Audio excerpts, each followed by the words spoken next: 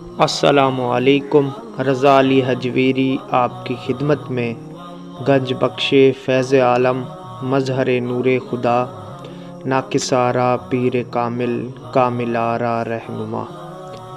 ہمارا مقصد حضرت داتا گنج بخش علی حجویری رحمۃ اللہ علیہ کی مایہ ناز تصنیف کشف المحجوب کی روشنی میں تصوف اور معرفت بیان کرنا ہے، جس کتاب کے متعلق حضرت خواجہ نظام الدین اولیاء رحمۃ اللہ علیہ فرماتے ہیں کہ جس شخص کو بھی مرشد کامل کی تلاش ہو، وہ حضرت داتا گنج بخش علی حجویری رحمۃ اللہ علیہ کی مایہ ناز تصنیف کتاب کشف المحجوب کو پڑھے، اسے مرشد کامل کی رہنمائی ملے گی۔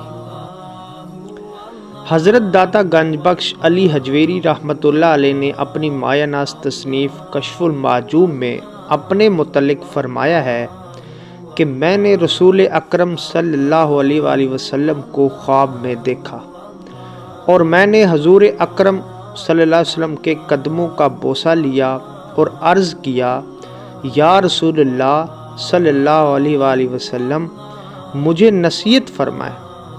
تو رسول اکرم صلی اللہ علیہ وسلم نے فرمایا، اپنے حواس پر قبضہ کرو۔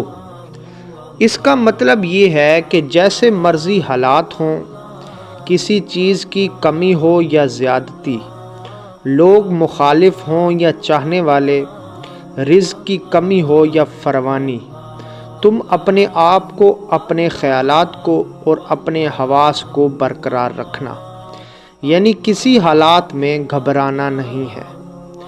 حضرت امام اعظم ابو حنیفہ کا واقعہ ہے کہ کسی نے آپ کو خبر دی کہ آپ کا مالی نقصان ہو گیا ہے، تو آپ نے اپنے دل کی طرف توجہ کی اور کہا الحمدللہ۔ تھوڑی دیر بعد اسی نقصان کے متعلق کسی اور نے خبر دی کہ آپ کا نقصان نہیں ہوا، تو آپ نے اپنے دل کی طرف توجہ کی اور کہا الحمدللہ۔ تو آپ رحمت اللہ علیہ سے دونوں حالات میں الحمدللہ کہنے کی وجہ پوچھی گئی، تو آپ نے فرمایا، نقصان کی حالت میں اور نقصان سے محفوظ ہونے کی حالت میں نے اپنے دل کی طرف توجہ کی تو میرا دل مطمئن تھا، تو میں نے اس کی طرف سے کہا الحمدللہ۔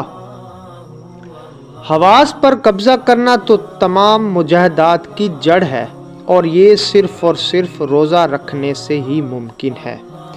اس لیے حضرت داتا گنج بخش علی حجویری رحمۃ اللہ علیہ تصوف اور معرفت اور روحانیت میں 7ویں پردے کے اٹھنے کو روزے کو قرار دیتے ہیں، کیونکہ تمام معلومات کا ذریعہ انسان کے یہی 5 حواس ہوتے ہیں، جنہیں حواس خمسہ کہتے ہیں: آنکھ، کان، زبان، ناک اور چھونا یعنی حس۔ یہ 5 حواس علم اور عقل کے سپہ سالار ہیں۔ ان میں سے 4 جو ان کا مقام مخصوص ہے، لیکن جو 5واں ہے وہ پورے جسم پر پھیلا ہوا ہے۔ آنکھ دیکھنے کی جگہ پر ہے، جو شکل و صورت اور رنگ کو دیکھتی ہے۔ کان سننے کا ذریعہ ہے۔ اللہ تعالیٰ کی رضا، اللہ تعالیٰ کی قربت اور روحانیت حاصل کرنے کے لیے ہم مختلف قسم کے نیک اعمال کرتے ہیں، اور ہر عمل اور نیکی کا ایک الگ الگ درجہ اور ثواب ہے۔ سارے اعمال اور نیکیوں میں صرف ایک ہی نیکی اور ایک ہی عمل ہے جس کو اللہ تعالیٰ نے اپنی ذات کے ساتھ منسوب کرتے ہوئے اس کا اجر اور نتیجہ اپنی ذات کے ساتھ جوڑتے ہوئے فرمایا کہ اس کا اجر میں خود ہوں، اور وہ عمل ہے صرف اور صرف روزہ۔ جو روزہ رکھتا ہے، اللہ تعالیٰ فرماتا ہے کہ میں اس کی جزا خود ہوں۔ اس کا مطلب یہ ہے کہ روزہ رکھنے والوں کو اللہ تعالیٰ خود ملتے ہیں۔ بعض لوگ اس حدیث کا ترجمہ یوں کرتے ہیں کہ روزہ میرے لیے ہے اور میں اس کی جزا دیتا ہوں۔ آپ جانتے ہیں کہ ہر نیکی کا بدلہ اللہ تعالیٰ خود دیتا ہے، تو اس لیے اس کا مطلب یہی بنتا ہے کہ روزہ میرے لیے رکھا جاتا ہے اور میں خود ہی اس کی جزا ہوں۔ اللہ تعالیٰ فرماتا ہے کہ میری ذات سے بہتر اور کیا جزا ہو سکتی ہے۔ اس کی وجہ یہ ہے کہ روزہ وہ عبادت ہے جو باطن سے تعلق رکھتا ہے، اس کا ظاہر سے کوئی تعلق نہیں۔ اور غیر اللہ کا اس سے کوئی دخل عمل نہیں ہے، اس لیے اس کی جزا لا انتہا ہے۔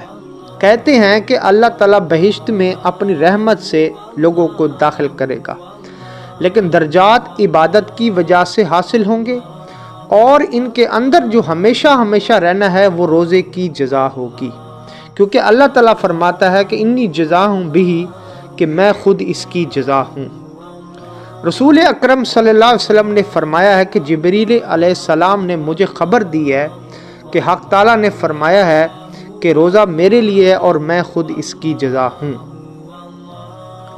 اللہ تعالیٰ نے قرآن پاک میں بھی فرمایا ہے، اے ایمان والو تم پر روزہ فرض کیا گیا ہے۔